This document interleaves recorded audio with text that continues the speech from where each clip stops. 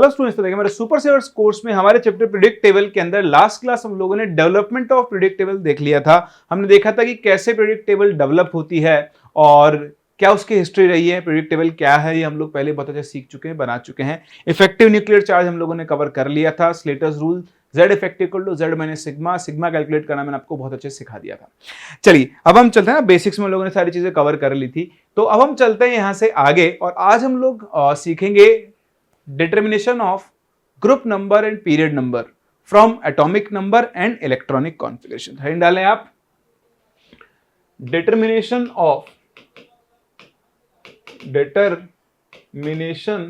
Of group and period number. ठीक है, तो देखो एक तो हम पता करते हैं इलेक्ट्रॉनिक कॉन्फ़िगरेशन से, तो ये आपके कभी कभी काम में आ जाता है, तो बहुत आसान है। फ्रॉम इलेक्ट्रॉनिक कॉन्फ़िगरेशन, तो ध्यान से देखो, जैसा हम लोगों ने सीखा था, हमने इलेक्ट्रॉनिक कॉन्फ़िगरेशन के बेसिस पर एलिमेंट्स को 4 कैटेगरीज में डिवाइड किया है: S block elements, P block elements, D block elements and F block elements. सबसे पहले मैं आपसे बात कर रहा हूं अबाउट और फॉर एस ब्लॉक एलिमेंट्स। तो देखो एस ब्लॉक एलिमेंट्स जो होते हैं उनका जनरल कॉन्फ़िगरेशन होता है NS1 to 2, तो या तो NS1 होता है या NS2 होता है। तो अगर आपके पास ऐसा कॉन्फ़िगरेशन आपको दिख गया है कि एस ब्लॉक एलिमेंट है, ये लास्ट इलेक्ट्रॉन एस सबशेल में जा रहा है, तो वहां पर जो ग्रुप नंबर होता है, ग्रुप नंबर, वो तो क्या होता है, equal to number of electrons in NS। And period number जो होता है, पीरियड नंबर तो आप किसी भी केस में ले लो, पीरियड नंबर तो आपको सोचना ही नहीं है, कैसा भी एलिमेंट हो, पीरियड नंबर जो है वो तो किसकी इक्वल होता है, हाईएस्ट वैल्यू ऑफ n, है ना, principal quantum number. Group number अगर आपके पास एस ब्लॉक एलिमेंट है तो आपको NS इलेक्ट्रॉन्स देखने होते हैं। जैसे मैं आपको एग्जांपल दूं, जैसे मान लो मैंने आपके सामने एक कॉन्फ़िगरेशन लिखा और लेट्स से 4s1, तब देखो 4s1 लिख दिया, इसका मतलब इससे पहले यहां पर 1s2, 2s2, 3s2, 3p6 भर चुका है। तो देखो n की हाईएस्ट वैल्यू क्या है, इससे पहले 2p6 होगा, है ना, उससे पहले 2s2 होगा, उससे पहले 1s2 होगा। तो देखो n की हाईएस्ट वैल्यू 4 है, दैट मींस पीरियड तो यहां पर कौन सा है, फोर्थ है। तो ये तो हो गया, एलिमेंट जो है वो फोर्थ पीरियड को बिलोंग करेगा। ठीक है, बात समझिए, किसको बिलोंग करेगा, फोर्थ पीरियड को बिलोंग करेगा। और यहां पर आप देखो ग्रुप नंबर, तो NS में एक इलेक्ट्रॉन है, तो ग्रुप नंबर किसका आ गया, इसका फर्स्ट आ गया, मतलब ये एलिमेंट जो है फर्स्ट ग्रुप को बिलोंग करता है और फोर्थ पीरियड का होगा। वैसे भी आपको पता है एस ग्रुप एलिमेंट जो है वो फर्स्ट और सेकंड में होते हैं। NS में अगर एक इलेक्ट्रॉन तो फर्स्ट ग्रुप को बिलोंग करेगा, 2 है तो सेकंड ग्रुप को बिलोंग करेगा। ठीक है, चलिए इसके बाद चलते हैं, देखिए आगे और बात करते हैं अबाउट पी ब्लॉक एलिमेंट्स। तो अगर मैं आपसे पी ब्लॉक एलिमेंट्स के बारे में बात करूं, तो पी ब्लॉक एलिमेंट्स में क्या होता है, पी ब्लॉक एलिमेंट्स में अगर आप ग्रुप नंबर निकालें, पीरियड नंबर तो फिर से भी आएगा, ग्रुप नंबर क्या होगा, 10 plus number of electrons in NS and NP orbitals.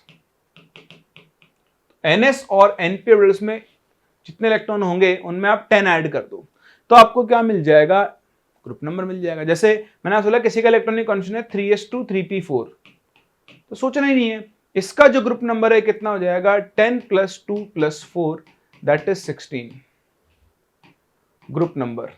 और पीरियड नंबर, तो पीरियड नंबर तो n की हाईएस्ट वैल्यू कितनी है, 3, तो थर्ड पीरियड, यानी बेसिकली सल्फर की बात कर रहा है। देखो कॉन्फ़िगरेशन से आप एलिमेंट पहचान लो तो भी आप ग्रुप नंबर पीरियड नंबर बता सकते हो, या फिर सिर्फ इलेक्ट्रॉनिक कॉन्फ़िगरेशन लिखा हुआ है उससे भी आप क्या बता सकते हो, ग्रुप नंबर बता सकते हो। बात समझ में आई, तो ये हो गया एस ब्लॉक के लिए, हो गया पी ब्लॉक के लिए। आओ चलते हैं डी ब्लॉक की तरफ।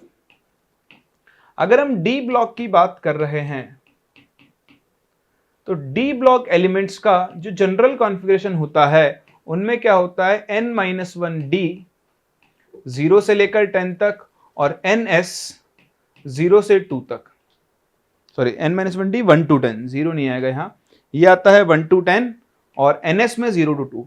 तो अगर आप पास डी, आपको दिख गया है कि डी ब्लॉक एलिमेंट है, लास्ट इलेक्ट्रॉन डी सबशेल में एंटर कर रहा है, तो इनके लिए जो ग्रुप नंबर होता है, ग्रुप नंबर वो किसके इक्वल होता है, sum of electrons in n-1d and ns orbitals.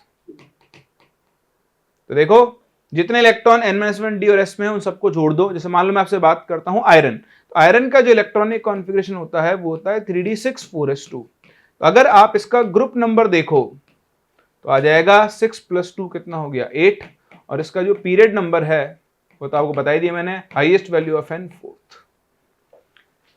ठीक है, लास्ट कौन से बचे आपके एफ ब्लॉक एलिमेंट्स। तो एफ ब्लॉक एलिमेंट्स में आपको कुछ दिमाग ही नहीं लगाना होता है। एफ ब्लॉक एलिमेंट्स में बेसिकली आपके लेंथेनॉइड्स और एक्टिनॉइड्स आते हैं। तो इनमें जब लास्ट इलेक्ट्रॉन एफ सबशेल में एंटर करेगा तो इनका ग्रुप नंबर फिक्स होता है is always 3। F block elements का ग्रुप नंबर हमेशा 3 होता है। हाँ, बाकी अगर आपके पास इलेक्ट्रॉनिक कॉन्फ़िगरेशन है तो मान लो आपको एक अननोन एलिमेंट का इलेक्ट्रॉनिक कॉन्फ़िगरेशन लिखकर दे दिया और आपसे बोला इसका ग्रुप नंबर पीरियड नंबर बताओ, तो आप ये देखकर कि लास्ट इलेक्ट्रॉन कहां पर जा रहा है ये डिसाइड कर सकते हो, और फिर आप इन कॉन्फ़िगरेशंस को रूल को फॉलो करते हुए ग्रुप नंबर आराम से। कभी कभी आपके पास ऐसे क्वेश्चंस मिल जाते हैं तो इनका आपको ध्यान रखना चाहिए। क्लियर है? ये तो वह कॉन्फ़िगरेशन है। कॉन्फ़िगरेशन के अलावा आप एटॉमिक नंबर से भी क्या कर सकते हो, यहां पर ग्रुप नंबर और पीरियड नंबर निकाल सकते हो। कैसे? तो एक बार आप ये कॉपी करो, फिर मैं वो सिखाता हूं आपको। चलिए तो अब बढ़ते हैं, देखें आगे और बात करते हैं determination of group number and period number from atomic number.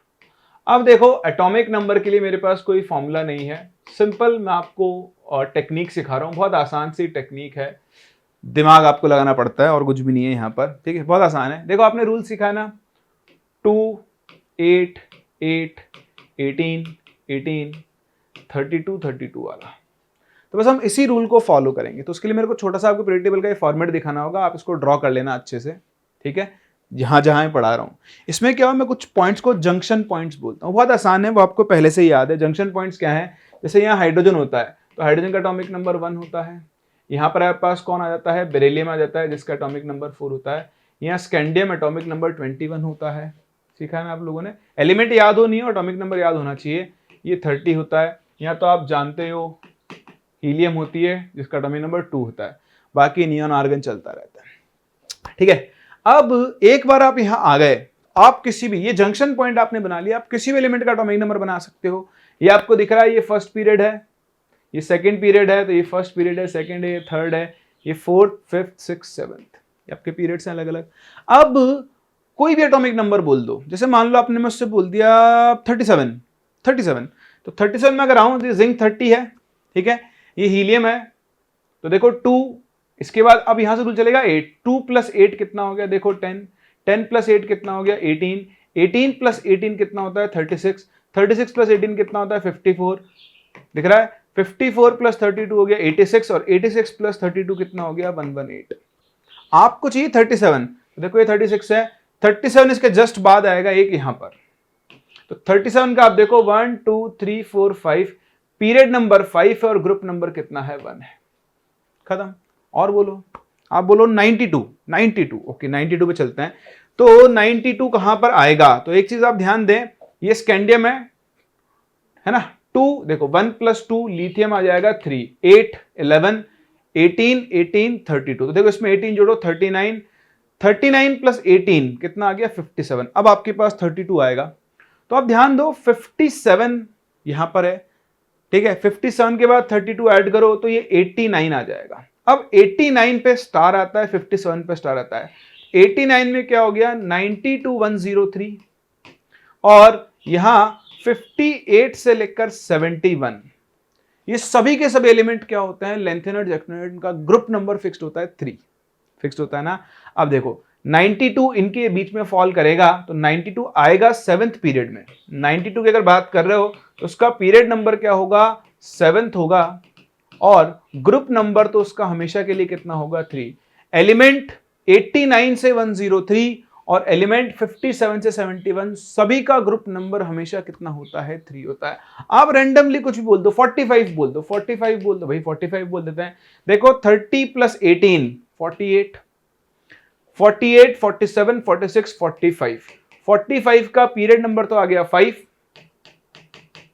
और ग्रुप नंबर 12, 11, 10, 9, ये लो, है ना। तो अगर आपको 2, 8, 8, 18, 18, 32, 32 वाला रूल याद है और आपको ये पोजीशंस छोटी छोटी याद हैं, तो आप किसी भी एलिमेंट का यहाँ पर एटॉमिक नंबर से उसका ग्रुप नंबर और पीरियड नंबर दोनों निकाल सकते हो। तो यहाँ कोई थ्योरी नहीं होती, सिंपल आपका दिमाग है, यूज करें। रैंडमली कोई भी 62 बोल दिया आपने, 65 बोल दिया, है ना, 63 बोल दिया, कोई भी 65 उठा लिया आपने, मान लो 65। अब 65 कहाँ आएगा, देखो यहाँ आसपास कहीं दिख रहा है 65, भाई 57 से 70, देखो ये रहा 65 यहाँ आएगा। ग्रुप नंबर 3, पीरियड नंबर 6, 4, 5, 6, खत्म क्वेश्चन, है ना। तो इस तरह से रैंडमली कोई भी नंबर बोलो, उसको चेक करो और इसकी आप प्रैक्टिस करते रहो, कर सकते हैं, कोई डाउट नहीं।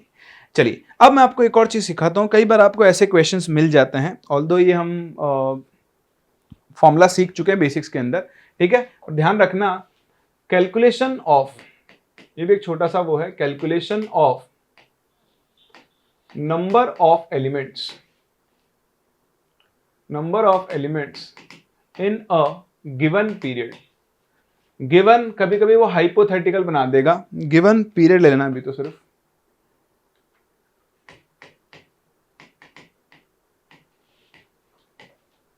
तो देखो, नंबर ऑफ एलिमेंट्स का मैं आपको एक फॉर्मूला सिखा रहा हूं। Number of elements is equals to बनता है ए पी स्क्वायर। यहां पर ए क्या होता है, ए होता है maximum number of electrons N orbital can accommodate. एक ऑर्बिटल में मैक्सिमम कितने इलेक्ट्रॉन आ सकते हैं, ये तो होता है ए। पी क्या होता है, पी वो पीरियड नंबर है जिसके अंदर आप नंबर ऑफ एलिमेंट्स निकालना चाहते हो, ठीक है। फॉर एग्जाम्पल अगर मैं आपसे बात करता हूं, अभी हम करंट सिचुएशन में देखें, जो करंट कन्वेंशन है वो क्या कहता है कि भाई एक ऑर्बिटल में मैक्सिमम 2 इलेक्ट्रॉन आ सकते हैं। जैसे मैं आपसे बोलूं कि बताओ नंबर ऑफ मैक्सिमम एलिमेंट जो पॉसिबल हो सकते हैं, elements possible in let's say 7th period. तो देखो जो नंबर ऑफ मैक्सिमम एलिमेंट्स होते हैं 7th पीरियड में, ए की वैल्यू हो गई 2, क्योंकि एक ऑर्बिटल में 2 इलेक्ट्रॉन आ सकते हैं, इंटू 7 स्क्वायर। तो देखो 2n स्क्वायर का फॉर्मूला मैं आपको पहले ही पढ़ा चुका हूं। तो 98 मैक्सिमम एलिमेंट आपके 7th पीरियड में आ सकते हैं। ऑल्दो आते 32 ही है, क्योंकि वो आपने ऑर्बिटल्स की फिलिंग का जो ऑर्डर देखा है ना, तो अगर उस फिलिंग के ऑर्डर को छोड़ दें तो ये हाइपोथेटिकल केसेस होते हैं। अब मान लो इसकी जगह मैं आपसे बोल दूं, एक क्वेश्चन ऐसा बोल दूं कि if N orbital can accommodate a maximum of 3 electrons, then the number of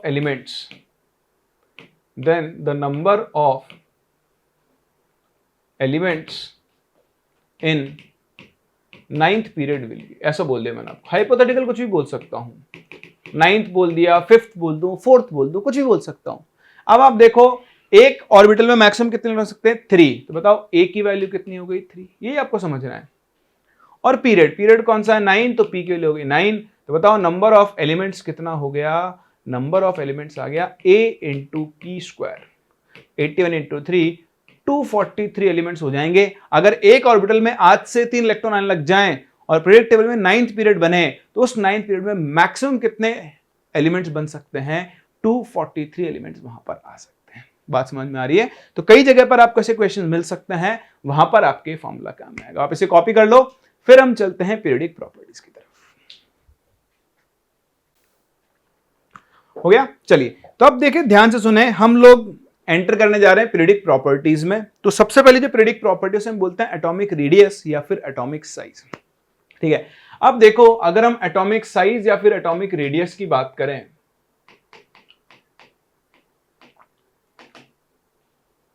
तो भाई सिंपल टर्म्स में हम इसके अगर लिटरल मीनिंग देखें तो बहुत सिंपल सी बात यह है, एक एटम में न्यूक्लियस होता है और शेल्स होते हैं। न्यूक्लियस और शेल के बीच में इलेक्ट्रॉन कहीं पर भी मिल सकता है, ठीक है। ये हम एटॉमिक स्ट्रक्चर में और डिटेल में पढ़ते हैं, तो अभी आप ये थोड़ा सा ध्यान रखें। तो अगर हमें एटॉमिक रेडियस डिफाइन करनी तो सिंपल सी बात है, न्यूक्लियस से आउटर मोस्ट शेल की जो डिस्टेंस होगी क्या होगी, न्यूक्लियस से जो आपका आउटर मोस्ट शेल है उसकी जो डिस्टेंस होगी उसी को हम लोग क्या बोल देंगे, उसकी एटॉमिक रेडियस बोल देते हैं। ठीक है, तो क्या है atomic radius, simply the distance of outermost shell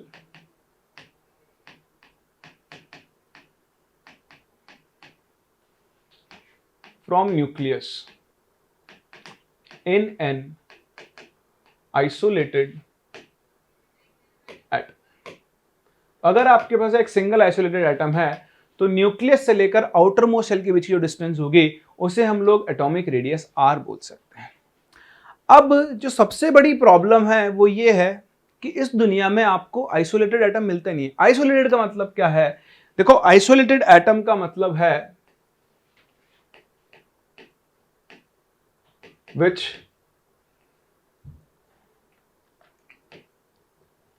which is not bonded to any other element or atom। तो पहले मैं आपको यहां पे ना बेसिक डाउट्स क्लियर करता हूं। तो इस दुनिया में पॉसिबल ही नहीं है कि आइसोलेटेड एटम एग्जिस्ट करना। तो आप मुझसे बोलोगे सर कैसी बात कर रहे हो, है ना, देखो हम पढ़ते हुए हैं हीलियम है, कॉपर है, आयरन है, ये सिंगल एटम ही तो है, आइसोलेटेड का मतलब सिंगल एटम ही तो हो गया। हाँ, ये इनका रिप्रेजेंटेशन है। हीलियम को हम ऐसे लिखते हैं। अच्छा बताओ, जहां आपको हीलियम मिलती है क्या आपको हीलियम का एक एटम मिलता है? नहीं। अच्छा कॉपर तो, आयरन देखा ना, आयरन तो रोज देखते हो आप, बताओ क्या आप आयरन जब देखते हो उसमें आयरन का एक एटम होता है? नहीं होता है ना। कितने होते हैं सर? बहुत सारे होते हैं। अच्छा बहुत सारे क्या कर रहे होते हैं, वो घूम रहे होते हैं अलग अलग? नहीं, सबके सब एक साथ बंधे हुए हैं एक जगह पर, तभी तो आयरन सॉलिड बनता है। हीलियम गैस है, तो मान लो इतने स्पेस में हीलियम है, तो क्या इतने स्पेस ऑफ हीलियम का एक ही एटम होगा? नहीं, बहुत सारे होंगे ना। और वो सारे के सारे देखो स्पेस के अंदर, ऐसा नहीं है खुला हुआ है तो स्पेस। हीलियम के मॉलिक्यूल इसी स्पेस में क्यों है, इस रूम में ही क्यों है, इसी में कन्फाइंड है। ठीक है, और उनके बीच में एक फिक्स डिस्टेंस रहती है जो वो वॉल्यूम ऑक्यूपाई कर रहा है। तो मेरी बात समझो, होता क्या है कि सिंगल एटम नहीं है, हीलियम के बहुत सारे एटम्स हैं जिनके बीच में कोई ना कोई अट्रैक्शन फोर्स काम कर रहा है। तो अग्री करते हो कि हीलियम के 10 एटम एक जगह ला के रख दूं तो उनमें किसी ना किसी तरह का अट्रैक्शन फोर्स काम करेगा। उसे हम आगे चल के सीखेंगे भी वो कौन सा फोर्स होता है। कॉपर सॉलिड फॉर्म में एग्जिस्ट करता है, बचपन से आप सीखते आए हो। कॉपर एटम जो है वो मेटालिक बॉन्ड के थ्रू बॉन्डेड होते हैं, यानी इनके बीच में एक अट्रैक्शन है जो इनको साथ में रखा है। बताओ कहां, क्या ये कॉपर एटम आइसोलेटेड फॉर्म में है? नहीं है ना। कहां है आइसोलेटेड? नहीं है, ये बॉन्ड बना रहा है। तो प्रॉब्लम क्या है, ये इसकी डेफिनेशन हमने लिख दी, लेकिन इस तरह से इसको मेजर करना पॉसिबल नहीं है। तो सबसे पहला पॉइंट जो आपको यहां पर समझना है, कोई डेफिनेशन रटने की जरूरत नहीं है, आप पॉइंट्स को समझने की कोशिश करो कि आपने भाई साहब ये जो आइसोलेटेड एटम बोल दिया, अब एक एटम को आइसोलेटेड फॉर्म में ऑब्टेन करना पॉसिबल नहीं है। So it is not possible to obtain an atom in isolated state। Elements always exist in bonded form and therefore atomic size or radius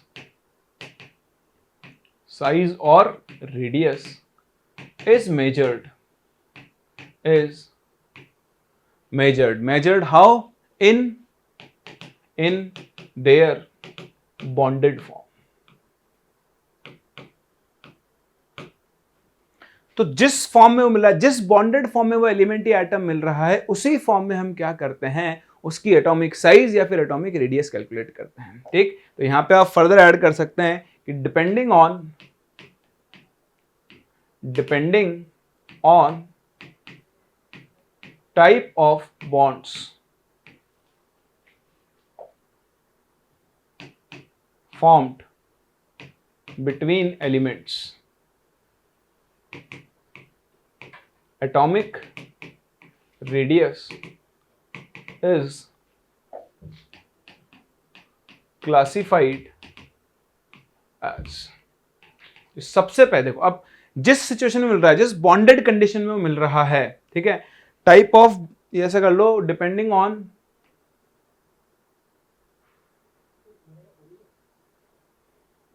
bonded condition लिख लो, depending on bonded condition of elements, ऐसे लिखो, ज्यादा अच्छी language है। तो जिस condition में आपका एलिमेंट एग्जिस्ट करे उसके उसकी 3 रेडियस हम डिफाइन करते हैं। पहली होती है आपके पास कोवेलेंट रेडियस,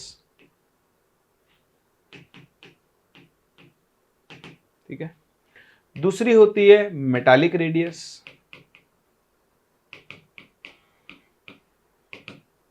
और जो तीसरी होती है उसे हम बोलते हैं vendor wall radius.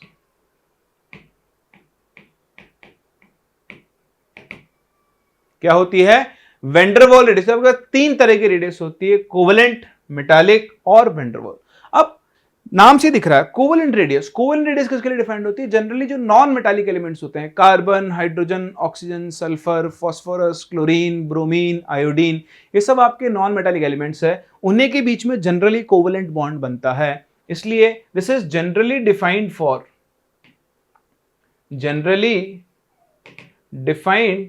For covalent elements,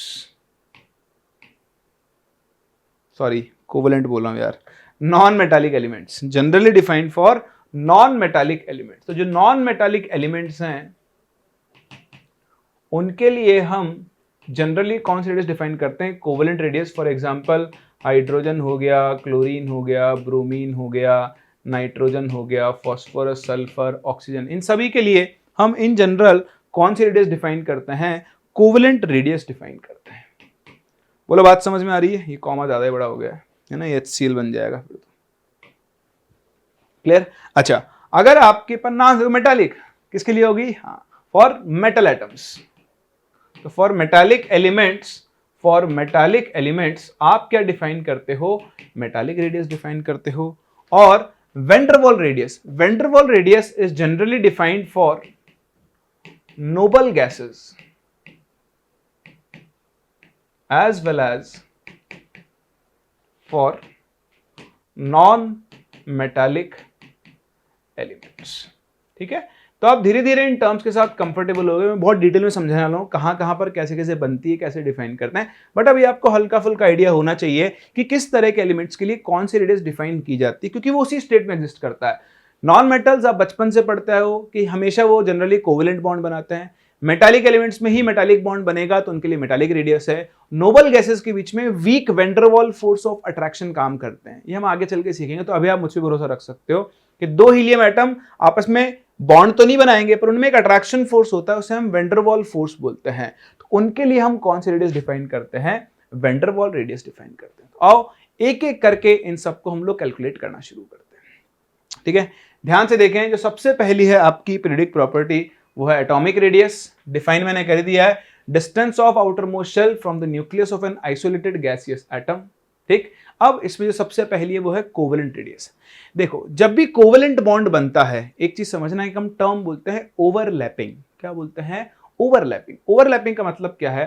जैसे ये एक एटम है, ठीक है, इसके चारों तरफ अपने इलेक्ट्रॉन्स होते हैं, इसको हम बोलते हैं इलेक्ट्रॉन क्लाउड। क्या बोलते हैं? Electron cloud.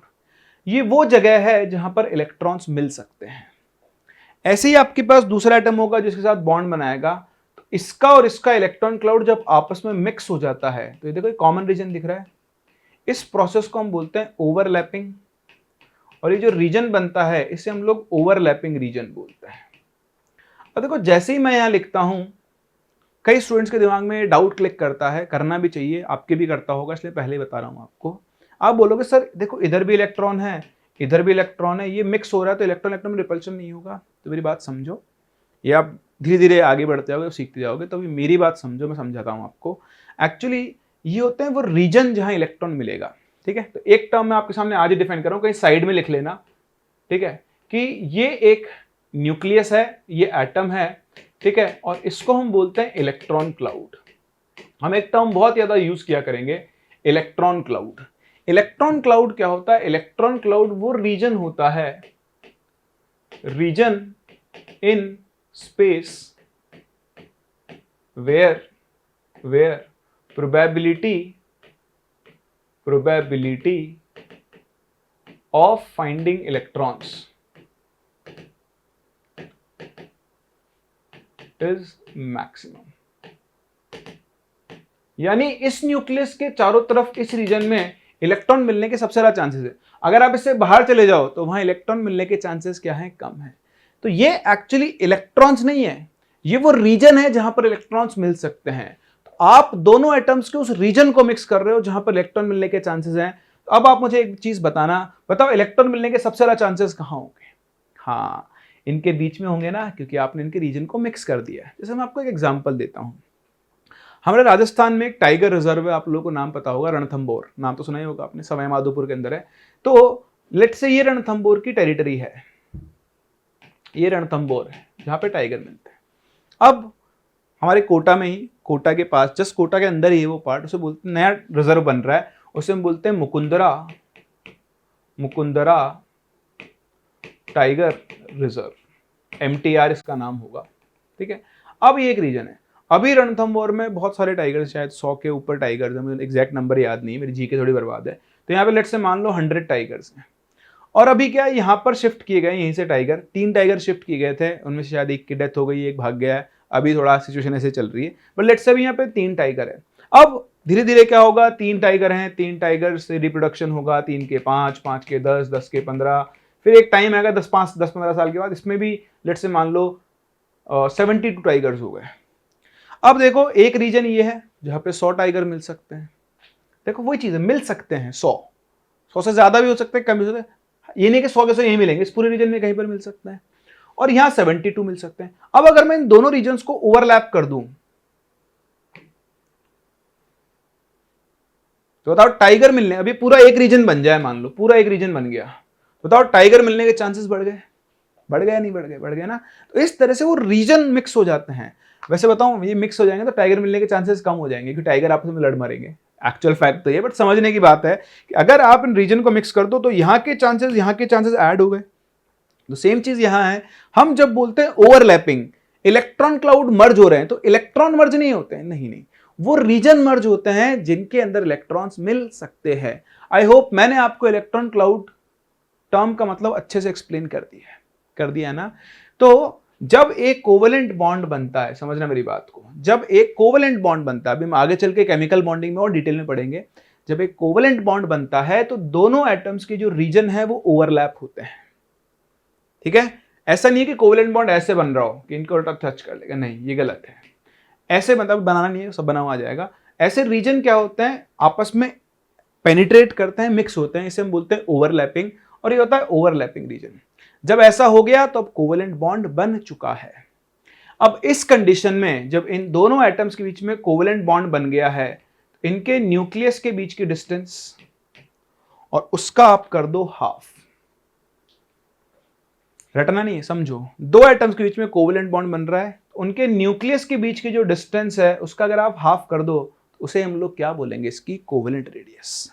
समझ गए? कुछ बनाना नहीं है अभी, बस ये लिख लेना, बस इसका मतलब क्या है। हो गया? लिख लिया? चलिए, तो अब देखें डेफिनेशन, ये है कोवेलेंट रेडियस की डेफिनेशन क्या है। सिंपल सी बात है कि ये दो एटम्स हैं और देखो ये इनका ओवरलैपिंग रीजन है। कौन सा रीजन है? ये आपका ओवरलैपिंग रीजन दिख रहा है। तो ये इस एटम का न्यूक्लियस है और ये इसका न्यूक्लियस है, दोनों के रीजन ओवरलैप कर रहे हैं। अब इस कंडीशन में इन दोनों के सेंटर के बीच की डिस्टेंस जो हाफ होगा, ये जो हाफ डिस्टेंस होगी, इसी को हम लोग क्या बोलते हैं, इसी को हम लोग इसकी कोवेलेंट रेडियस बोलेंगे। क्या बोलेंगे? Covalent radius. तो देखें ये इसकी कोवेलेंट रेडियस है। कोई भी एलिमेंट हो सकता है, कोई भी नॉन मेटल हो सकती है, हाइड्रोजन हो सकता है तो 2 हाइड्रोजन एटम हो जाएंगे, कार्बन हो सकता है 2 कार्बन एटम हो जाएंगे, नाइट्रोजन हो सकता है नाइट्रोजन एटम्स हो जाएंगे। ठीक है, तो देखिए इसे हम बोलते हैं कोवेलेंट रेडियस। तो it is defined as 1/2 of the distance between the nuclei of 2 covalently bonded atoms of the same element in a molecule। एक ही एलिमेंट के, जैसे हाइड्रोजन है तो HH, क्लोरीन है तो ClCl, ब्रोमीन है, जिसके लिए डिफाइन कर रहे हो उसी का दूसरा एलिमेंट होना चाहिए। अलग हुआ तो फिर वो चेंज होती है, हम आगे देखेंगे कैसे होती है। तो मान लो ये क्लोरीन है तो ये भी क्लोरीन और ये भी क्लोरीन। तो अब इनके बीच के डिस्टेंस का जो हाफ होगा, यही किसको डिनोट कर रहा है? कोवेलेंट रेडियस को डिनोट कर रहा है। देखो ये जो कोवेलेंट रेडियस है ऑब्वियसली एटम की साइज पर डिपेंड करेगी। अगर छोटे एटम है और बड़ा एटम है तो ऑब्वियसली छोटे एटम में रेडियस कम आएगी, बड़े एटम में रेडियस क्या होती है, ज्यादा होती है। तो हम उल्टा चल रहे हैं, हमें एटम का साइज तो नहीं पता, लेकिन हाँ अगर किसी की कोवेलेंट रेडियस ज्यादा है इसका मतलब उसकी एटॉमिक साइज भी क्या होगी, ज्यादा। अगर किसी की कोवेलेंट रेडियस कम आ रही है तो उसकी एटॉमिक साइज क्या होगी, कम। तो हम रिवर्स अप्रोच काम में ले रहे हैं। हमें नहीं पता एक एटम की रेडियस कितनी है, कोई बात नहीं, हमें ये पता है कि बॉन्डेड कंडीशन में उन दोनों के बीच की डिस्टेंस कितनी है। अब अगर डिस्टेंस ज्यादा हुई मतलब एटम बड़े थे, डिस्टेंस छोटी हुई मतलब एटम्स क्या रहे होंगे, साइज में छोटे रहे होंगे। समझ में आ गया? तो ये पहला टर्म कोवेलेंट रेडियस। अच्छा, अब अगर मेरे पास मेटालिक एलिमेंट्स हो, कौन से हो, मेटालिक एलिमेंट्स, मेटल एटम्स हो, तो मेटल एटम्स में कौन सा बॉन्ड बनता है, मेटालिक बॉन्ड। तो उनके लिए हम डिफाइन करते हैं मेटालिक रेडियस। समझो मेटालिक रेडियस, डिफरेंस देखो, ये कोवेलेंट रेडियस, ये मेटालिक रेडियस, ये कोवेलेंट बॉन्ड और ये मेटालिक बॉन्ड, क्या डिफरेंस दिख रहा है? हाँ, यहां देखो जो ओवरलैपिंग रीजन है वो बहुत छोटा सा है, ये डिफरेंस होता है। कोवेलेंट रेडियस में जब कोवेलेंट बॉन्ड बनता है तो ओवरलैपिंग रीजन क्या होता है, बहुत ज्यादा होता है। मेटालिक बॉन्ड में ओवरलैपिंग रीजन क्या होता है, बहुत कम है। तो अब देखो इस कंडीशन में जब इनके बीच मेटालिक बॉन्ड बना है, इनके न्यूक्लियस के बीच के डिस्टेंस का हाफ जो होता है वो किसको दिखाएगा, मेटालिक रेडियस को दिखाता है। दिखाई दे रहा है? तो डायग्राम्स बनाओ, फिर समझाता हूं आपको वैन डेर वाल रेडियस। चलिए देखिए, बढ़ते हैं आगे और डिफाइन करते हैं तीसरी टाइप की रेडियस को। तीसरी टाइप की जो रेडियस है वैन डेर वाल रेडियस, वो थोड़ी सी इनसे डिफरेंट होती है, इसलिए आपको ध्यान से समझना, ठीक है। तो सबसे पहले तो देखो आप इसकी डेफिनेशन समझना बहुत इंपॉर्टेंट है। एक चीज ध्यान रखना, जब भी हम किसी एलिमेंट के लिए van der Waals radius define करते हैं तो उसको हम सॉलिड स्टेट में लेते हैं। किसमें लेते हैं, सॉलिड्स में। सबसे पहले और इंपॉर्टेंट चीज, अगर आप किसी एलिमेंट के लिए van der Waals radius define कर रहे हो तो आपको उसे सॉलिड स्टेट में कन्वर्ट करना होगा। सॉलिड स्टेट में क्या होता है, वो जो आपके पास जैसे नोबल गैसेस, मान लो हीलियम है या आपके नियॉन है, आर्गन है, ठीक है। तो सॉलिड स्टेट में क्या होता है, वो अपनी क्लोजेस्ट डिस्टेंस पर होंगे, लेकिन सॉलिड स्टेट में उनके बीच में कोई बॉन्ड फॉर्म नहीं होगा। कोई क्या नहीं होगा, कोई बॉन्ड फॉर्म नहीं होगा। तो दो इंपॉर्टेंट टर्म आएंगे यहाँ पर, एक सॉलिड स्टेट और एक non bonded condition. Non bonded condition का मतलब जैसे आपने पिछले केसेस में देखा ओवरलैपिंग हुई थी, बॉन्ड फॉर्म हुआ था, ऐसा कोई बॉन्ड फॉर्म यहाँ पर नहीं होगा। तो जिस एलिमेंट के लिए आप van der Waals radius define करना चाहते हो, सॉलिड स्टेट में हो, नॉन बॉन्डेड कंडीशन में हो, तो जो दो क्लोज एटम्स होते हैं जिन्हें हम नेबरिंग एटम्स बोल सकते हैं, उनके बीच के डिस्टेंस का अगर आप हाफ कर दो तो उसे हम वैन डेर वाल रेडियस बोलते हैं। तो देखें, it is defined as 1/2 of the distance between the nuclei of two non bonded atoms और two adjacent atoms belonging to two neighbouring molecules of an element in the solid state. कहने का मतलब ये, जैसे मान लो आप हीलियम की बात कर रहे हो, तो हीलियम अगर सॉलिड स्टेट में होगी तो ऐसे दो हीलियम एटम्स एक दूसरे के पास पास में होंगे। ध्यान रखना, क्योंकि ये बॉन्डेड कंडीशन में नहीं है इसलिए इनके बीच में कोई ओवरलैपिंग नहीं हुई है। ये मैक्सिमम क्लोजेस्ट डिस्टेंस है जहां पर ये आ सकते। तो अब इस कंडीशन में इन दोनों के सेंटर के बीच के डिस्टेंस का हाफ, ये जो होगा ये क्या कहलाएगी, इसकी वैन डेर वाल रेडियस कहलाएगी। तो नोबल गैसेस के लिए हम जनरली क्या यूज करते हैं, वैन डेर वाल रेडियस ही यूज करते हैं। जनरली क्या, नोबल गैसेस के लिए तो हम वैन डेर वाल रेडियस ही यूज करते हैं। नॉन मेटल्स के लिए हम जनरली कोवेलेंट रेडियस यूज करते हैं, लेकिन हम नॉन मेटल्स के लिए भी क्या डिफाइन कर सकते हैं, van der Waals radius define कर सकते हैं। कैसे, जैसे मान लो मुझे क्लोरीन की van der Waals radius define करनी है, तो मैं क्या करूंगा, क्लोरीन के दो मॉलिक्यूल लूंगा। ये क्लोरीन का एक मॉलिक्यूल है, ये क्लोरीन का दूसरा मॉलिक्यूल है। मैं क्लोरीन को सॉलिड स्टेट में लूंगा, तो सॉलिड स्टेट में इतना क्लोज है। अब आप दो नेबरिंग एटम्स देखोगे नॉन बॉन्डेड कंडीशन में, तो ध्यान से देखना आप, ये वाला एटम, ये दोनों एटम बॉन्डेड है, ये दोनों एटम भी बॉन्डेड है, ठीक है। लेकिन अगर आप इन दोनों एटम को देखो, ये दोनों, तो ये दोनों एटम कौन सी कंडीशन में है, नॉन बॉन्डेड। इनके बीच में कोई बॉन्ड फॉर्म नहीं हो रहा है, ठीक है। देखो यहां दो तरह की रेडियस दिखेगी आपको। एक रेडियस तो मैं आपको यहां पे दिखाऊं, तो देखो ये डॉट दिख रहा है ना, ये वाला डॉट, ये तो आपको देगा, मान लो क्लोरीन मॉलिक्यूल है ये, तो ये क्लोरीन की कोवेलेंट रेडियस है। कौन सी रेडियस है, कोवेलेंट रेडियस। तो ये जो डिस्टेंस है क्लोरीन की कोवेलेंट रेडियस होगी। लेकिन अगर आप देखो ये आपके दो नेबरिंग एटम्स है नॉन बॉन्डेड कंडीशन में, अगर मैं इन दोनों के बीच की डिस्टेंस का हाफ कर दूं तो ये जो डिस्टेंस निकल कर आएगी, ये क्लोरीन की क्या होगी, वैन डेर वाल रेडियस होगी। तो वैन डेर वाल रेडियस का डिफाइन करेंगे, दो क्लोरीन मॉलिक्यूल सॉलिड स्टेट में इस तरह से पास पास होंगे, इसके जो दो नेबरिंग नॉन बॉन्डेड एटम्स है, नॉन बॉन्डेड एटम्स, इनके बीच की डिस्टेंस का हाफ कर दो तो उसे हम लोग क्या बोलते हैं, वैन डर वाल रेडियस बोलते हैं। तो आपको डेफिनेशन रटने की जरूरत नहीं है, आपको ये समझना है एक एलिमेंट जिस बॉन्डेड फॉर्म में एग्जिस्ट करता है उसी में हम उसकी एटॉमिक साइज या फिर एटॉमिक रेडियस डिफाइन करते हैं। अब आप देखो, आपने तीनों पढ़ ली है और आप साफ साफ देख सकते हो इनके अंदर जो वैन डर वाल रेडियस होती है वो सबसे बड़ी होती है, फिर कौन सी होती है, मेटालिक रेडियस, और में सबसे छोटी जो है वो कौन सी होती है, कोवेलेंट रेडियस होती है। क्यों? क्योंकि कोवेलेंट रेडियस में ओवरलैपिंग रीजन ज्यादा होता है, न्यूक्लियाई पास पास में होते हैं, डिस्टेंस कम होगी तो रेडियस भी क्या होती है, कम होती है। तो मेजरली आप ये तीन तरह की क्या डिफाइन करते हो, रेडियस डिफाइन करते हो, समझ गए? एक वैन डर वाल, एक मेटालिक और एक कोवेलेंट। और अब इन तीनों को कंबाइंड फॉर्म में हम लोग एटॉमिक रेडियाई के नाम से जानते हैं। किसके नाम से जानते हैं? Atomic radii. तो अब हम ये जान चुके हैं कि भाई तीन तरह की रेडियस डिफाइंड होती है और अब उसी हिसाब से हम लोग यहाँ पर क्या करने वाले हैं, डील करने वाले हैं। क्लियर है?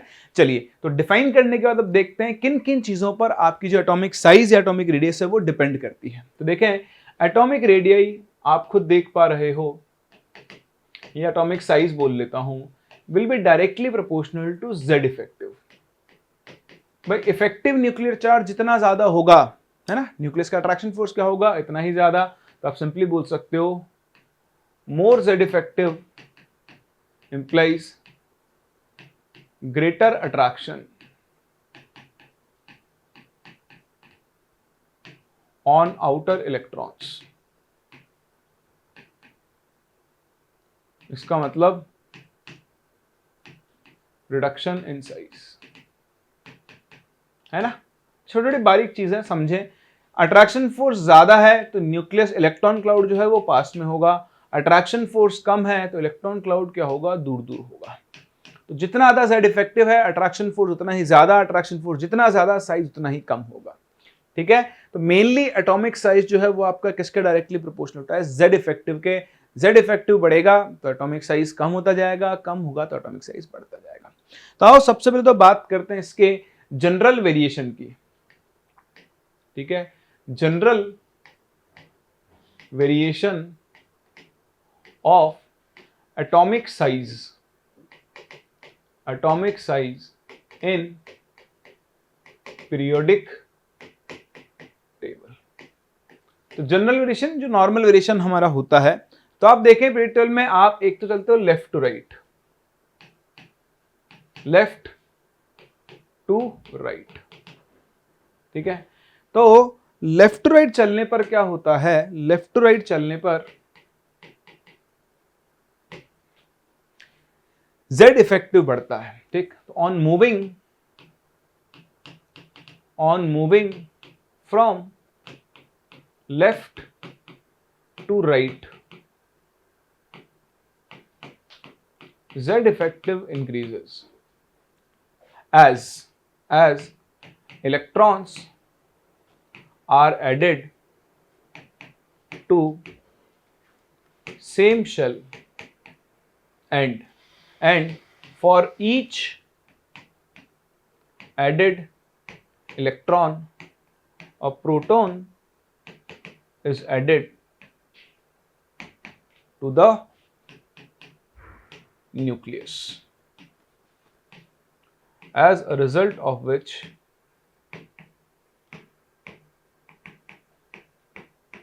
Z इफेक्टिव क्या होता है, इंक्रीज होता है। आप समझें, जैसे मान लो बस बोरोन है, फिर कार्बन है, फिर नाइट्रोजन है, फिर ऑक्सीजन है, फिर फ्लोरीन है।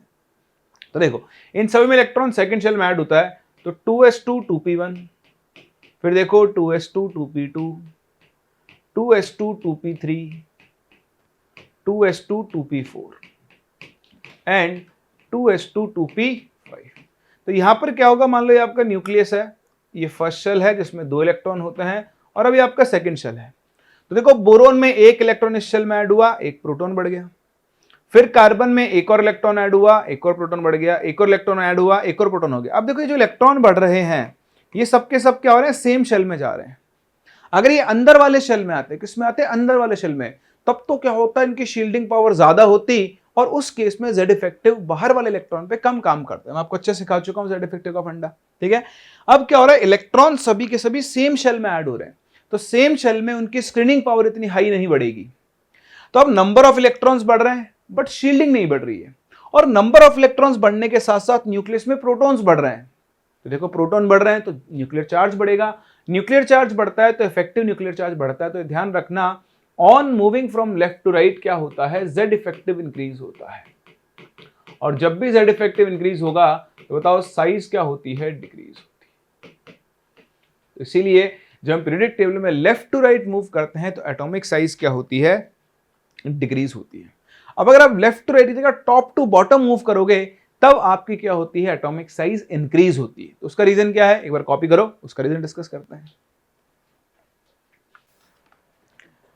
चलिए अब देखिए, जब आप टॉप टू बॉटम मूव करते हैं तो देखो नेक्स्ट जो वेरिएशन आता है वो आता है टॉप टू बॉटम। ठीक है, तो टॉप टू बॉटम जब हम मूव करते हैं तो देखो ये छोटी छोटी चीजें हैं जिन पे आपको ध्यान रखना चाहिए, बार बार नहीं बताएगा कोई भी। तो टॉप टू बॉटम में क्या होता है, आप जानते हो हर बार एक पीरियड चेंज होता है। देखो जैसे मान लो बोरोन है, उसके बाद आएगा एल्यूमिनियम है, फिर आपके पास गैलियम है, फिर इंडियम है, फिर थैलियम है, ऐसे। तो देखो ये कौन सा पीरियड है, सेकंड पीरियड है, ये कौन सा पीरियड है, थर्ड है, ये कौन सा है, फोर्थ है, फिफ्थ है, सिक्स्थ है, चल रहा है ऐसे। तो जब आप सेकंड से थर्ड पीरियड ऐसा कर लो, इसमें तो क्या आप आगे चल के चेंजेस देखोगे। इसमें आप अभी एल्कली मेटल्स को ले लो मान लो, ठीक है। तो यहाँ पर मान लो लिथियम है, ये सोडियम है, ये पोटेशियम है, ये रुबीडियम है, ये सीजियम है, ठीक है। अब आप देखो जब आप लिथियम से सोडियम मूव कर रहे हो तो सेकंड से आप लोग आ चुके हो थर्ड शेल में। सेकंड शेल बोल दो, पीरियड बोल दो। फिर देखो आपके पास थर्ड शेल, सोडियम से पोटेशियम मूव करने पर एक और शेल ऐड हो गया। तो यहां पर क्या होता है, हर अगले एलिमेंट पे मूव करने पर एक शेल बदल जाता है, नया शेल ऐड हो जाता है। तो आप देखो ये न्यूक्लियस, ये first shell, obviously second shell और दूर होगा, थर्ड शेल और दूर, फोर्थ शेल और दूर, फिफ्थ शेल और दूर। तो जैसे जैसे नंबर ऑफ शेल बढ़ता जाएगा वैसे साइज क्या होती जाएगी, बढ़ती जाएगी। As number of shell increases, atomic size will increase. बोलो बात समझ में आ रही है। तो ये इंपॉर्टेंट चीज है, इस पर आप ध्यान दें। इसीलिए यहां पर क्या होता है, since on moving down the group, on moving down the group for each element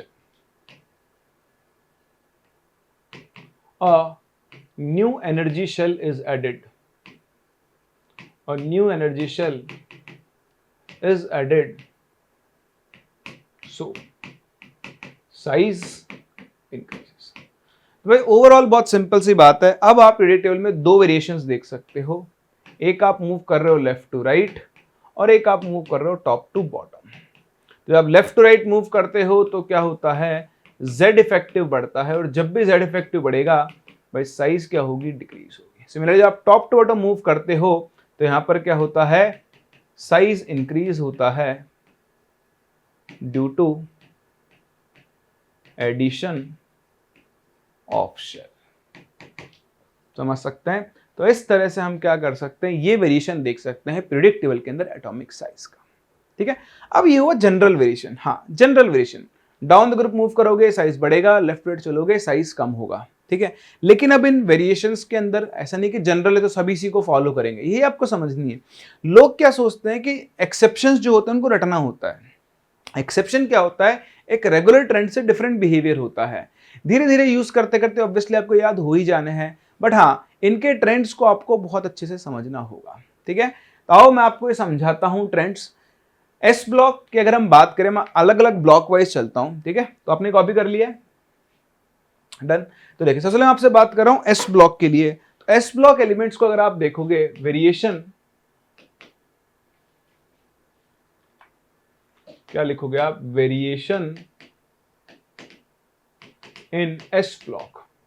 ठीक है, एटॉमिक साइज का वेरिएशन एस ब्लॉक में देख रहे हैं हम। तो एस ब्लॉक में कोई एक्सेप्शन कुछ नहीं होता है, नो एक्सेप्शन, जनरल ट्रेंड को ये फॉलो करता है। ठीक है, और जनरल ट्रेंड क्या है कि आपके पास क्या है, लिथियम है, इधर सोडियम है, इधर पोटेशियम है, इधर रुबीडियम है, इधर सीजियम है। यहाँ पे आप आ जाओ, बेरिलियम है, मैग्नीशियम है, कैल्शियम है, स्ट्रॉन्शियम है, बैरियम है। तो आप इधर से इधर चलोगे साइज डिक्रीज होगा, इधर से इधर चलोगे साइज क्या होगा, इंक्रीज होगा। ठीक है। नेक्स्ट आता है वेरिएशन इन डी ब्लॉक, ये बहुत इंपॉर्टेंट है, इस पे आप फोकस करना। तो वेरिएशन इन डी ब्लॉक, अब देखो यहां से आपको बहुत कुछ सीखने को मिलेगा, तो बहुत ध्यान से देखें, सुने और समझें। यहां से आपकी रीजनिंग बहुत स्ट्रांग होगी, ठीक है। लेंथेनॉइड कॉन्ट्रैक्शन टर्म मैं आपको एक बार पहले भी सिखा चुका हूं, उसी का यहां पर यूज होगा, तो बहुत ध्यान से देखें। भाई आपके पास डी ब्लॉक में 3 सीरीज होती है, एक होती है 3D सीरीज, ठीक है, एक होती है 4D सीरीज और एक होती है 5D सीरीज, ठीक है। तो पहले तो हम इनका लेफ्ट टू राइट वेरिएशन देखते हैं। तो 3D सीरीज में देखो कौन कौन होता है, स्कैंडियम होता है, टाइटेनियम होता है, वेनेडियम है, उसके बाद कौन आएगा, क्रोमियम, फिर कौन आएगा, मैग्नीज, फिर कौन आएगा, Fe, फिर कौन आएगा, कोबाल्ट, फिर कौन आएगा, निकल, फिर कौन आएगा, कॉपर, और फिर कौन आएगा, जिंक आएगा। इलेक्ट्रॉनिक कॉन्फ़िगरेशन आपको पता ही है, बताओ इसका इलेक्ट्रॉनिक कॉन्फ़िगरेशन क्या होगा, 3D1 4s2, ये क्या बनता है 3D2 4s2, ये क्या बनता है 3D3 4s2, ये होता है आपका 3D5 4s1, सिखा था क्रोमियम। मैंगनीज क्या होता है 3D5 4s2, Fe होता है 3D6 4s2, कोबाल्ट होता है 3D7 4s2, निकल होता है 3D8 4s2, कॉपर होता है 3D10 4s1 और जिंक क्या होता है 3D10 4s2, ठीक है। तो ये आपके पास 3D सीरीज के 10 एलिमेंट है। तो हम पहले बात करते हैं लेफ्ट टू राइट। अब अगर आप यहां पर लेफ्ट टू राइट वेरिएशन देखो तो ध्यान से देखना, लेफ्ट टू राइट चलने पर शुरुआत में क्या होता है, एटॉमिक साइज डिक्रीज होती है। कहां से कहां तक, मतलब स्कैंडियम से क्रोमियम तक आपकी एटॉमिक साइज क्या होती है, डिक्रीज होती है।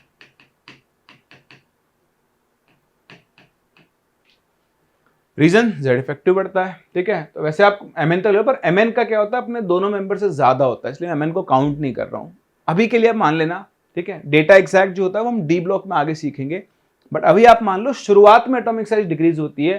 जैसे Mn होता है ना, Mn की साइज क्रोमियम Fe दोनों से ज्यादा होती है वैसे तो। फिर सीरीज के मिडिल में क्या होता है, साइज ऑलमोस्ट रिमेन्स कांस्टेंट,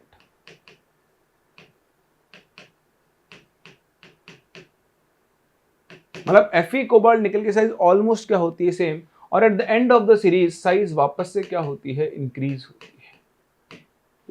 अब ऐसा क्यों होता है, बहुत ध्यान से समझना, बहुत इंपॉर्टेंट चीज है। देखो आप देखो ये Ns है और ये N-1d है।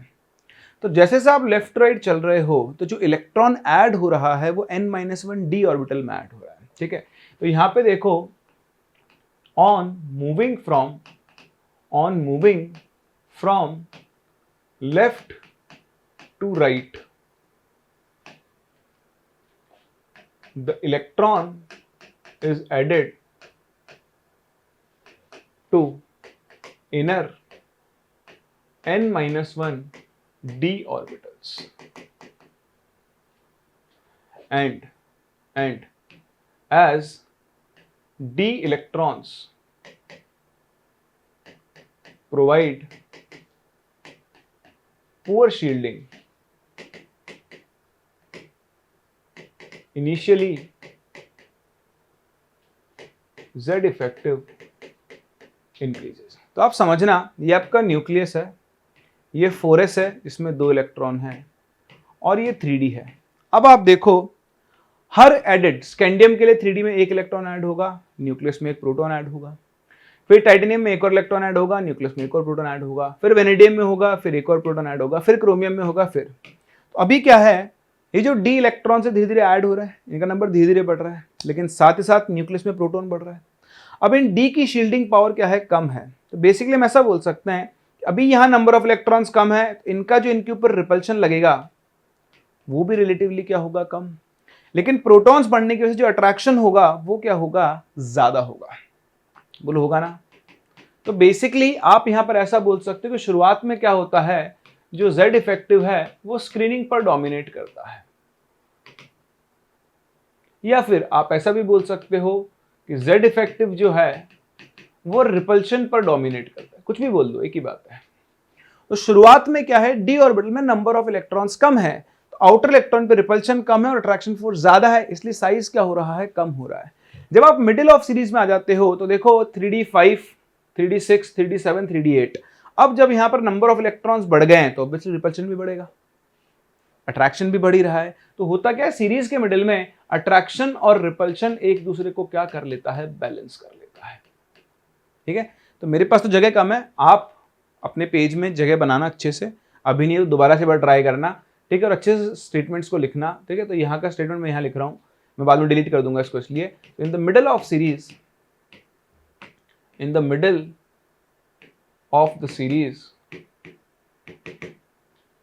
as number of d electrons increases,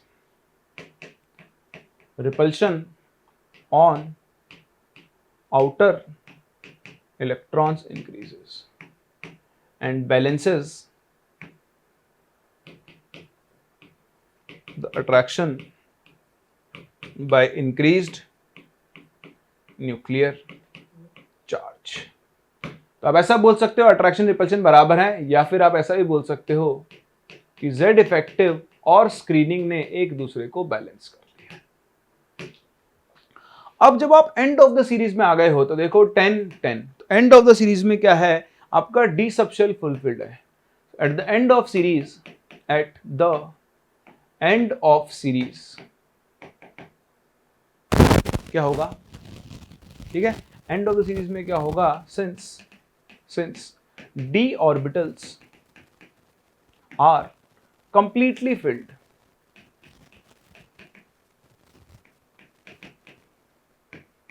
so they will provide what, relatively better screening। तो अब क्या करेंगे, relatively better screening ये प्रोवाइड करवाएंगे। अब better screening प्रोवाइड कराएंगे तो क्या होगा, so repulsion will increase,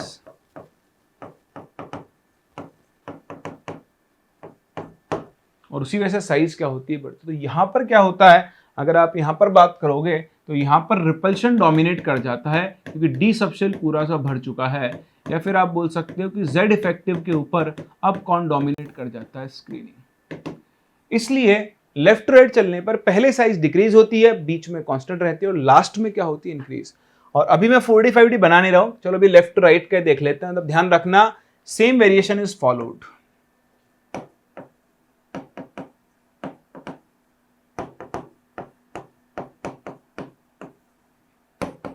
इन दोनों के लिए भी सिमिलर वेरिएशन फॉलो होता है। शुरुआत में पहले डिक्रीज होगी, बीच में ऑलमोस्ट कांस्टेंट रहेगी, और लास्ट में क्या होती है, इंक्रीज होती है। तो ये लेफ्ट टू राइट चलने की बात। अब जब हम यहाँ पर टॉप टू बॉटम चलते हैं तो भी वेरिएशन थोड़ा सा डिफरेंट आता है। तो वो क्या आता है वो डिस्कस करते हैं। एक बार आप इसे कॉपी कर लो। अब देखो, जब आप डी ब्लॉक के अंदर टॉप टू बॉटम मूव करते हो तो क्या वेरिएशन आता है। तो अब आप ध्यान से देखना, फिर से हम वही ड्रॉ करते हैं। ये हमारी 3D सीरीज, ठीक है, ये आपकी 4D सीरीज है, और ये 5D सीरीज है। ठीक है, तो मैं एलिमेंट्स बनाता हूं। स्कैंडियम है, टाइटेनियम है, वेनेडियम है, क्रोमियम है, मैंगनीज है, Fe है, कोबाल्ट है, निकल है, कॉपर है।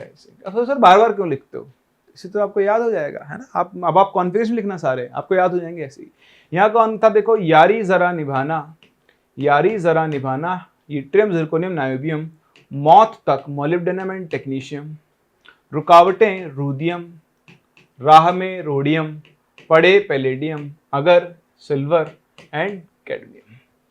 ठीक है, फिर यहाँ पे आता है लेंथेनम, और उसके ऊपर लगा हुआ था स्टार। और ये स्टार बड़ा ही इंपॉर्टेंट है, ये मैं आपको सिखा चुका हूं। लेंथेनम का खुद का एटॉमिक नंबर होता है 57, यहां इसके बीच में आ गए 58 से 71। ये आपके कौन से एलिमेंट्स होते हैं, लेंथेनॉइड एलिमेंट्स। और ये जो लेंथेनॉइड एलिमेंट्स हैं, ये चमत्कारी एलिमेंट्स हैं, ये सब कुछ बदल देते हैं, क्योंकि ये Z इफेक्टिव बदल देंगे। और Z इफेक्टिव बदलते ही केमिकल प्रॉपर्टीज, फिजिकल प्रॉपर्टीज क्या होती है, चेंज हो जाती हैं। तो मेन फंडा यहीं पे आके चेंज होगा, अभी आप देखना। ठीक है, फिर आएगा हॉफनियम, ला हफ्ता 72 से स्टार्ट होगा, ता टेंटेलम, वरना टंगस्टन, रे रीनियम, ओसामा से ऑस्मियम, ईरान में इरिडियम, पिटाऊंगा प्लेटिनम, Au एंड Hg। ठीक है, अब आप देखो लेफ्ट पैर तो आप देख ही चुके हो, तो चलो मैं बात करता हूं। देखो ये ग्रुप नंबर 3 है, ये ग्रुप नंबर 4 है, ये ग्रुप नंबर 5 है, ग्रुप नंबर 6, 7, 8, 9, 10, 11, 12। तो अगर आप सबसे पहले ग्रुप 3 को देखो, ग्रुप 3, तो ग्रुप 3 में नॉर्मल वेरिएशन होता है, ठीक है। तो इन ग्रुप 3, और कहाँ लिखूं यहाँ लिख देता हूं, ठीक है। तो इन ग्रुप 3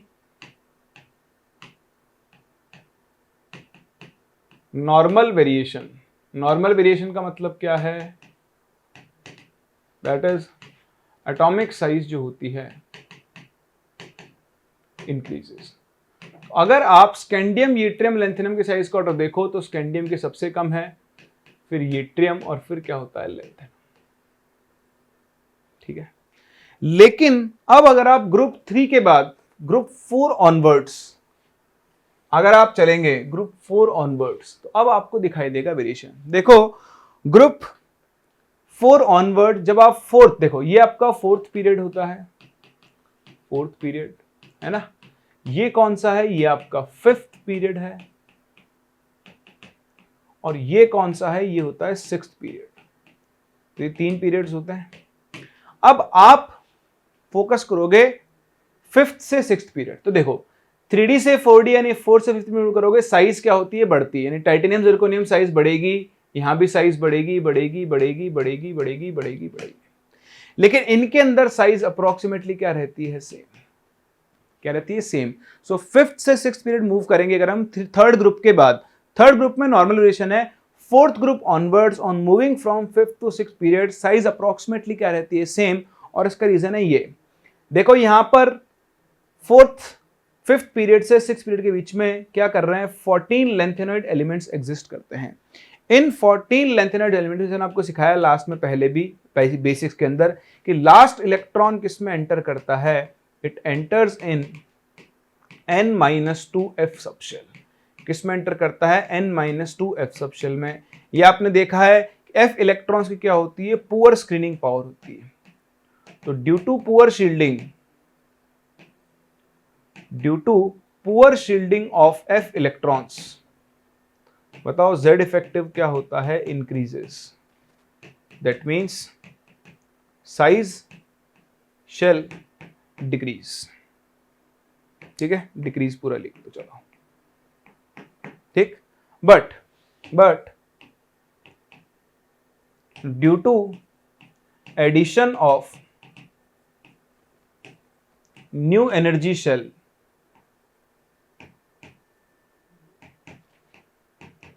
साइज मस्ट इंक्रीज। तो देखो ये 2 फैक्टर यहां पर काम कर रहे हैं, ठीक है। एक फैक्टर साइज को कम करना चाहता है और एक फैक्टर साइज को क्या करना चाहता है, बढ़ाना चाहता है।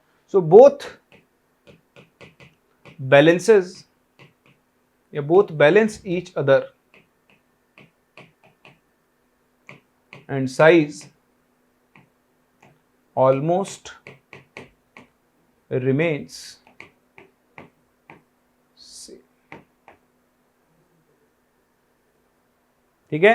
तो दोनों फैक्टर एक दूसरे को क्या करते हैं, बैलेंस करते हैं, और इसलिए साइज ऑलमोस्ट क्या रहती है, सेम रहती है। तो अब जो इंपॉर्टेंट जो आपको ध्यान रखनी है, सिर्फ कहां से कहां, फिफ्थ पीरियड से सिक्स्थ पीरियड।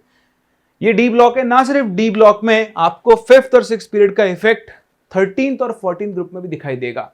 सो डी ब्लॉक में अगर आप टॉप टोटम चल रहे हो तो आफ्टर ग्रुप 3, क्यों, क्योंकि देखो लेंथेनाइड्स आ ही ग्रुप 3 के बाद रहे हैं। ये भी आप चाहो तो पॉइंट ऐड कर देना, मैं कलर चेंज करके लिख देता हूं यहां पे, इसी को हम लेंथेनाइड कॉन्ट्रैक्शन बोलते हैं। So effect of lanthanoids will work after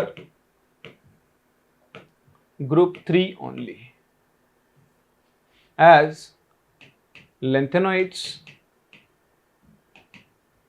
occur in group 3। तो लेंथेनॉइड्स की वजह से जो भी वेरिएशन आता है वो कभी भी ग्रुप 3 पर आपको दिखाई नहीं देगा, ग्रुप 3 के बाद दिखाई देगा।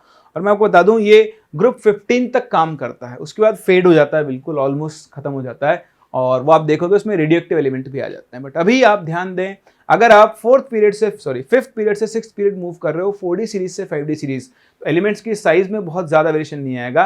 देखो यहाँ साइज ऑलमोस्ट सेम आएगी, इन आगे वाले एलिमेंट में थोड़ा बहुत इंक्रीज होगा, बट वो इंक्रीज सिग्निफिकेंट नहीं होगा। इसलिए हम यही वेरिएशन बोलते हैं कि डी ब्लॉक के अंदर अगर आप लेफ्ट टू राइट चल रहे हो तो पहले साइज डिक्रीज होती है, बीच में कांस्टेंट रहती है और लास्ट में इंक्रीज होती है। और टॉप टू बॉटम मूव करने पर क्या होता है, साइज पहले इंक्रीज होती है और फिर ऑलमोस्ट क्या रहती है, सेम। इसी चीज को हम एक्सप्लेन करते हैं यहां पर poor screening of F electron से। कुछ लोग इसे लेंथेनॉइड कॉन्ट्रैक्शन नाम दे देते हैं, बट एक्चुअली लेंथेनॉइड कॉन्ट्रैक्शन ये नहीं होता है। वो क्या होता है मैं आपको ये बताने वाला हूं। हाँ, आगे चलकर हम बोल देंगे कि लेंथेनॉइड कॉन्ट्रैक्शन की वजह से ऐसा हुआ। तो लेंथेनॉइड कॉन्ट्रैक्शन का मतलब क्या है, उसका सिंपल सा मतलब यह है कि हम poor screening of f electrons की बात कर रहे हैं। एक्चुअली अगर मैं आपको लेंथेनॉइड कॉन्ट्रैक्शन का असली मतलब समझाऊं तो मैं आपको बता रहा हूं, एक बार आप इसे कॉपी कर लो फटाफट से। डन। चलिए, तो अगर ये हो चुका है तो हम बढ़ते हैं, देखें आगे क्या हो गया ही या, ठीक है। और मैं आपको एक और टर्म सिखाता हूं, इसे हम बोलते हैं लेंथेनॉइड कॉन्ट्रैक्शन। कई बार लोग लेंथेनॉइड कॉन्ट्रैक्शन की डेफिनेशन को गलत ले लेते हैं। देखो, लेंथेनॉइड कॉन्ट्रैक्शन किसकी वजह से होता है, रीजन सेम है, poor screening of f electrons की वजह से। तो इसका रीजन क्या है, occurs due to poor screening provided by f electrons. F electrons की पुअर स्क्रीनिंग की वजह से क्या होता है, लेंथेनॉइड कॉन्ट्रैक्शन होता है। अब इसमें क्या होता है, ध्यान देना, लेंथेनॉइड कॉन्ट्रैक्शन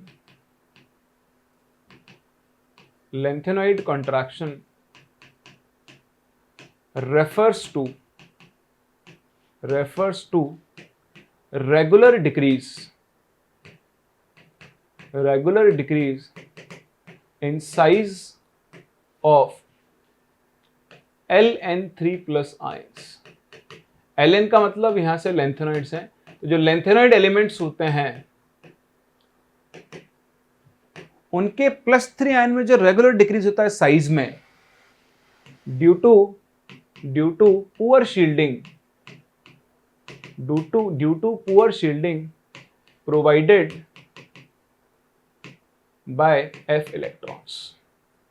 एफ इलेक्ट्रॉन्स जो पुअर शील्डिंग प्रोवाइड करवाते हैं उसकी वजह से ध्यान रखना Ln3+ आयंस की साइज में रेगुलर डिक्रीज होता है। उस डिक्रीज को हम लोग क्या बोलते हैं, लेंथेनॉइड कॉन्ट्रैक्शन बोलते हैं।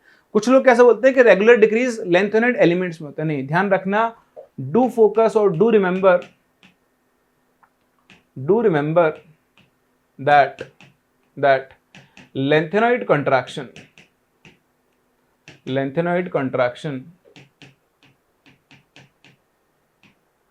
does not refer to decrease in size of lanthanoid, that is Ln elements. It is strictly for Ln3+ ions। तो आगे चल के मैं आपको एफ ब्लॉक पढ़ाऊंगा, अभी तो नहीं, 12th क्लास में, तब वहां पर दोबारा आप इस चीज को देखोगे। बट ये लेंथेनॉइड कॉन्ट्रैक्शन का लिटरल मीनिंग होता है, जो आपके लेंथेनॉइड्स हैं, ठीक है, लेंथेनॉइड एलिमेंट्स हैं, उनमें लेफ्ट राइट चलने पर उनके +3 आयंस की साइज में लगातार डिक्रीज होता है। वो जो लगातार डिक्रीज है वो किसकी वजह से होता है, poor shielding of f electrons की वजह से, और उस डिक्रीज को ही हम लेंथेनॉइड कॉन्ट्रैक्शन बोलते हैं। तो कभी भी, अब आज के बाद इसको आप थंब रूल बना लो कि कभी भी आप 5th से 6th पीरियड मूव कर रहे हो, कहां से कहां, 5th से 6th पीरियड मूव कर रहे हो, तो प्रॉपर्टी में हमेशा किसका रोल आएगा, poor screening of f electrons का, जिसकी वजह से क्या होता है, जेड इफेक्टिव बढ़ता है। चलिए, तो आज हम यहीं तक कंप्लीट कर रहे हैं। आज मैंने आपको कुछ वेरिएशन सिखा दिए हैं, एटॉमिक साइज के, एटॉमिक रेडियस के, क्या होती है सिखा दिया, डिफाइन कर दिया है। मैंने आपको ग्रुप नंबर, पीरियड नंबर, ये सब निकालना सिखा दिया। अभी आप एक बार इनके ऊपर काम करो, क्योंकि मैं आपको ज्यादा इन्फॉर्मेशन दे दूंगा तो आप इनको रटने बैठ जाओगे। तो आज आप थोड़ा सा डाइजेस्ट करो चीजों को, कि कोवेलेंट रेडियस क्या होती है, मेटालिक रेडियस क्या होती है, वैन डर वाल रेडियस क्या होती है, कैसे एटॉमिक साइज वेरी होता है, ठीक है, और कैसे एस ब्लॉक और डी ब्लॉक के अंदर साइज चेंज हो रहा है। मेनली आप डी ब्लॉक पे फोकस करें कि लेफ्ट राइट चलने पर क्यों साइज पहले डिक्रीज हो रहा है, बीच में कांस्टेंट फिर इंक्रीज हो रहा है, क्यों टॉप टू बॉटम चलने पर साइज अप्रोक्सीमेटली सेम आ रहा है। नेक्स्ट क्लास फिर हम बात करेंगे पी ब्लॉक के अंदर वेरिएशन की, वहां मैं आपको चीजें बताऊंगा। और फिर हम यहाँ पे थोड़ा और आगे बढ़ेंगे, हम iso electronic elements, iso electronic ions होते हैं, उनके अंदर साइज देखेंगे, हम कैटायन एनायन की साइज कंपेयर करना सीखेंगे, और भी जो वेरिएशंस उनकी बात करेंगे, और फिर मूव करेंगे टुवर्ड्स आयनाइजेशन एनर्जी। ठीक है, तो मिलते हैं नेक्स्ट क्लास और यहां से आगे कंटिन्यू करते हैं। तब तक के लिए take care and bye bye.